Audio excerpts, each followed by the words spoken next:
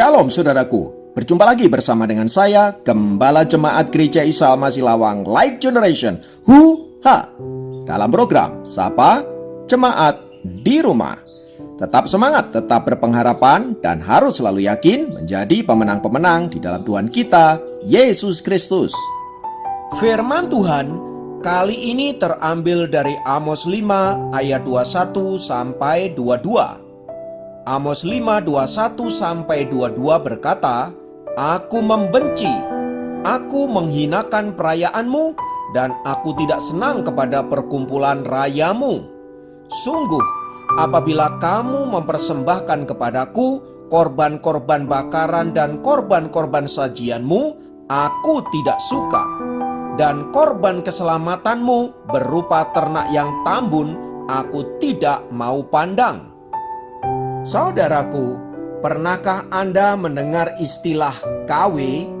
KW adalah sebuah istilah untuk menjelaskan barang-barang yang bermerek tetapi dipalsukan. Sekilas, barang-barang itu tampak persis sama, tetapi sesungguhnya sama sekali berbeda, baik dari segi kualitas bahan maupun dari segi pengerjaannya. Nah, karena barang-barang KW itu harganya lebih murah, maka banyak orang menyukainya. Hari ini, hampir semua barang dipalsukan di pasaran. Mulai dari baju, sepatu, tas, aksesoris HP, lagu, film, obat-obatan, makanan, dan lain sebagainya. Salah satunya adalah telur palsu. Telur palsu ini dibuat dari sodium alginat, gelatin, dan pewarna kimia. Sekilas, telur ini mirip sekali dengan telur asli. Tetapi jika diteliti lebih sungguh, maka itu adalah palsu. Bukan hanya telur, penjual udang pun seringkali juga memalsukan dagangannya dengan trik kotor, menambahkan gelatin dan jeli ke dalam badan udang. Kulit udang memang asli, tetapi dagingnya palsu. Pun buah-buahan yang kelihatannya segar dengan warna-warna yang sangat menggoda, tetapi sesungguhnya semua itu dipalsukan. Tentu saja yang rugi adalah konsumen, saudaraku. Para penjual itu tidak pernah memikirkan akibat mengkonsumsi barang-barang kimia tersebut. Mereka hanya menginginkan untung tanpa memikirkan dampak bagi si pembeli. Tindakan pemalsuan ini sekalipun dianggap wajar oleh mereka yang melakukannya, tetapi sesungguhnya ini adalah sebuah kejahatan yang luar biasa. Sebab bisa jadi karena hal itu, pemalsuan ini menyebabkan kematian bagi orang-orang yang mengkonsumsi barang-barang kimia tersebut. Ini sungguh perbuatan yang sangat keji, saudara-saudara. Namun tahukah Anda bahwa soal palsu memalsukan ini bukan hanya terjadi di dalam dunia bisnis, dunia perdagangan, tetapi juga di dalam dunia rohani. Amos pasal 5 ini ingin menceritakan tentang ibadah orang Israel yang palsu. Mereka sepertinya menyembah Tuhan, mereka sepertinya mengasihi Tuhan dengan cara melakukan praktek-praktek ibadah sedemikian rupa, ritual-ritual keagamaan dengan cara mempersembahkan korban, baik itu korban bakaran, korban sajian, korban keselamatan, dan lain sebagainya. Tetapi semua itu dipandang palsu oleh Allah. Mengapa? Karena sekalipun mereka beribadah menyembah Tuhan, tetapi sesungguhnya esensi ibadah itu sendiri telah hilang dalam kehidupan mereka. Ibadah yang mereka lakukan tidak lagi ibadah karena rindu menyembah Tuhan, karena rindu mengasihi Allah, dan karena rindu mentaati firman-firman-Nya, tetapi mereka lakukan karena mencari keinginan dan kepuasan diri sendiri. Bagi orang Israel pada zaman itu, ibadah adalah alat untuk mencari kepuasan pribadi. Seolah-olah dengan ibadah, mereka telah menjadi manusia rohani dan berkenan di hadapan Allah.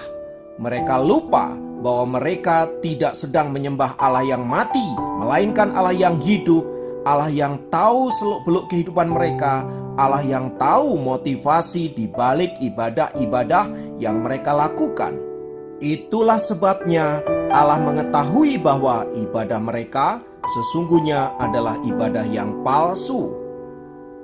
Sebab yang dikehendaki oleh Allah bukan soal mempersembahkan korban dan lain sebagainya, tetapi bagaimana mereka berkeadilan di dalam hidup yang mereka jalani. Untuk apa mereka menyembah Tuhan dengan persembahan korban yang gemuk-gemuk, tetapi mereka menindas sesamanya, mereka berlaku jahat kepada sesamanya. Bisnis mereka penuh tipu daya. Mereka juga memanipulasi hukum untuk memperdaya orang-orang yang lemah dan tidak berdaya. Dan hati mereka jauh dari belas kasihan. Itulah sebabnya Allah muak dengan ibadah-ibadah yang mereka lakukan.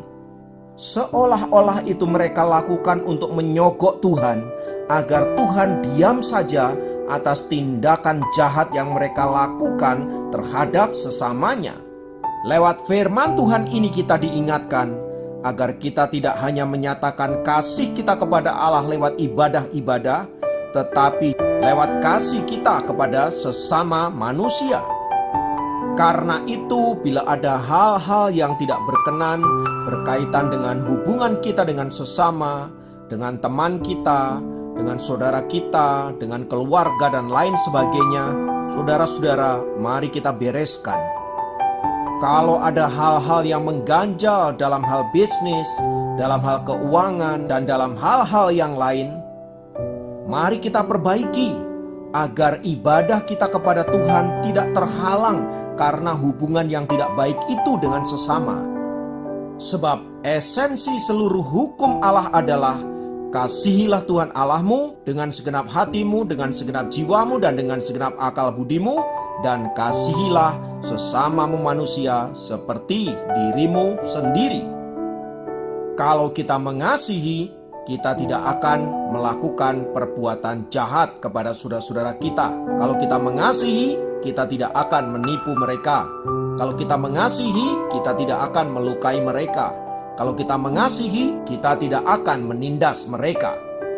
Supaya dengan demikian, ibadah kita kepada Tuhan menjadi ibadah yang diperkenan oleh Allah, dan Allah disenangkan oleh ibadah-ibadah karena kita mengasihi Dia dengan seutuhnya, sehingga olehnya kita diberkati oleh Allah di dalam ibadah-ibadah yang kita lakukan kepadanya.